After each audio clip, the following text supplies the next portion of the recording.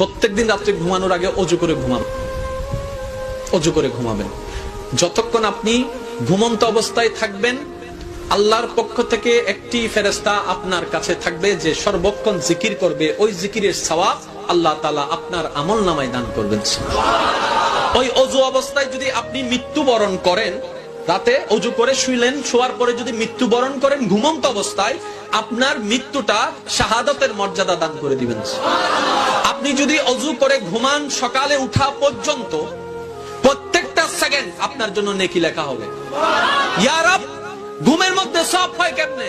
রব বলে, তোদেরকে জান্নাতে দেওয়ার জন্য আমি কৌশল ব্যবহার করলাম, কৌশল ব্যবস্থা করলাম। আমি চাই তোরা জান্নাতে যা। তার বাস্তব প্রমাণ দেখেন, লাইলাতুল কদর একটি মাত্র রাত, একটি মাত্র রাত, কিন্তু আল্লাহ এমন সিস্টেম করেছেন, বান্দারে তুমি ইবাদত করবা এক রাত, আমি সওয়াব লিখে দিব 82 বছরের চাইতেও বেশি।